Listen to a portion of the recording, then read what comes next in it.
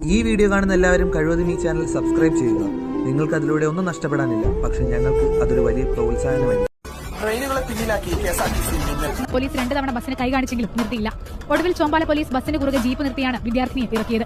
വാപ്പയും പോലീസുകാരനും കൂടെയാണ് എന്നെ ഇറക്കാൻ വേണ്ടിയിട്ട് കൈ കാണിച്ചത്. നെറ്റിൽ വന്ന് വെച്ചിട്ട് പറഞ്ഞത് മിന്നൽ ബസ്സാണ് നിർത്തൂല. എന്താണ് KSRTC മിന്നൽ ബസ്? എന്തൊക്കെയാണ് അവയുടെ പ്രത്യേകത? അവയെല്ലാമാണ് ഈ വീഡിയോയിൽ പറയാൻ പോകുന്നത്. ഇതുമൊരു തീക്കളം, പലർ പൊരുതി പതറിയ പോർക്കളം, ഭൂമി കറങ്ങണ പമ്പരം, അതിൽ പകുതി ചിരി. മിന്നൽ ബസിന്റെ ചരിത്രം അറിയുന്നതിന് നമ്മൾ മറ്റൊരു ബസിന്റെ ചരിത്രം പഠിക്കണം. സിൽവർ ലൈൻ ജെറ്റ് വളരെ കൊട്ടിഘോഷിച്ച് ആരംഭിച്ച് നഷ്ടക്കണക്കുകൾ കാരണം നിർത്തിവെച്ച ഒരു സർവീസാണ് silver line jet. 2015 KSRTC central വർക്ക്ഷോപ്പിൽ പറഞ്ഞിറക്കിയ ലൈലാൻഡ് ഏഷ്യർ ബസ്സുകളായിരുന്നു സിൽവർ ലൈൻ ജെറ്റുകൾ. ഒരു ജില്ലയിൽ ഒരു സ്റ്റോപ്പ് എന്ന നിലയിലായിരുന്നു ഈ സർവീസ്. പകലും രാത്രിയും ഒരുപോലെ ഓടുമായിരുന്നു. ട്രാഫിക് ബ്ലോക്ക് കാരണവും റോഡ് പണികൾ നടക്കുന്നതിനാലും കൃത്യസമയം പാലിക്കാൻ പറ്റിയില്ല.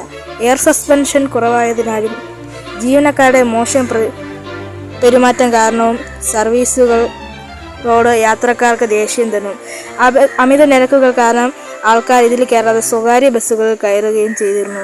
അവസാനം നഷ്ടക്കണക്ക് സഹിക്കാൻ വയ്യാതെ ഇവർ ഈ സർവീസ് നിർത്തുകയും ചെയ്തു. എല്ലാ ദുഃഖ വെള്ളിയാഴ്ചയ്ക്ക് ശേഷവും ഒരു ഉയർത്തെഴുന്നേൽപ്പിന്റെ ഈസ്റ്റർ ഉണ്ടെന്ന് പറഞ്ഞ പോലെ സിൽവർ ലൈൻ ജെറ്റിന്റെ പിൻഗാമിയായി അവർ മിന്നൽ ബസ്സുകൾ ഇറക്കിയിരുന്നു.